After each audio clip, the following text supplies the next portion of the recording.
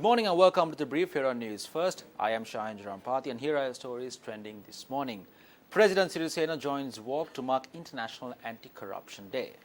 Prime Minister Wickremesinghe tackles trade union allegations in Parliament. Initial post-mortem report on late Wasim Tajuddin presented in court. A walk to mark International Anti-Corruption Day commenced in Colombo under the auspices of President Maithripala Sirisena yesterday. A pledge was delivered at the end of the walk to fight against bribery and corruption. The walk, which commenced from the Vihara Mahadevi Park in Colombo, arrived at Independence Square. The program was organised by the Commission to investigate allegations of bribery or corruption, civil organisations and several state institutions.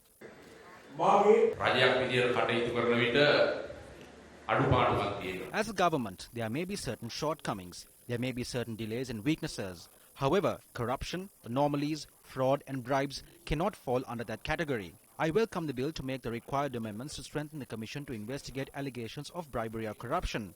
I was one of the MPs who raised his hand for the establishment of this commission back in 1994. I will present the statement which was presented to me on the amendments required for this bill to the Cabinet and then take measures to get it passed after being tabled in Parliament. A website to enable the public to lodge complaints on bribery or corruption was launched at this event. Awards were also presented to several persons who contributed to strengthen good governance in the country.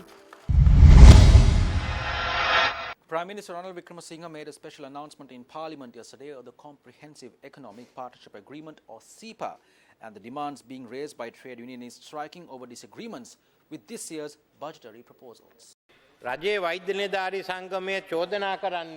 The Government Medical Officers Association alleges that the Sri Lankan government is attempting to sign the CEPA agreement with India under a different name. We condemn this act of making false and baseless accusations and deceiving the general public. The top tier of the GMOA did not take part in the 8th of January revolution. They were protecting the Rajapaksa regime. I assert to the chamber once again that our government will never sign the CEPA agreement under any circumstance and that it won't be signed under any other name.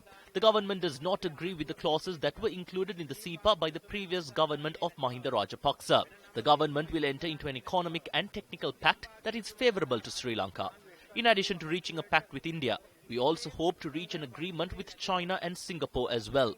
Before we reach an agreement, we will have discussions with the trade unions and inform the party leaders and then obtain cabinet approval.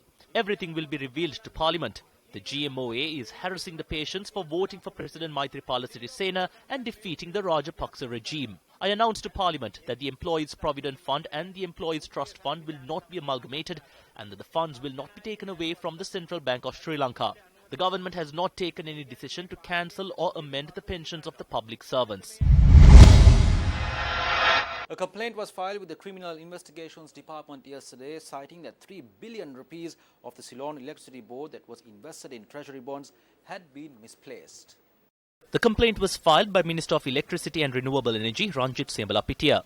The minister states that 3 billion rupees of the Employees Provident Fund of the Ceylon Electricity Board had been given to a private company to be invested in treasury bonds in 2009.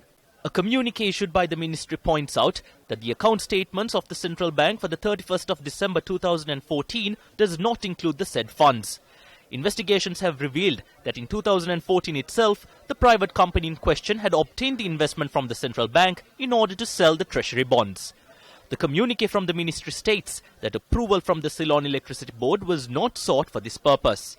The complaint was filed with the CID based on facts revealed following an internal audit carried out at the ministry on the instructions of the minister.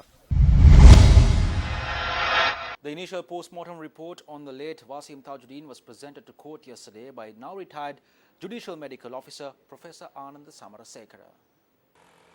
Presenting a report to the Magistrate Court, Professor Ananda Samarasekara said that he cannot be held responsible for the disappearance of certain body parts from the freezer at the morgue used for post-mortem examinations.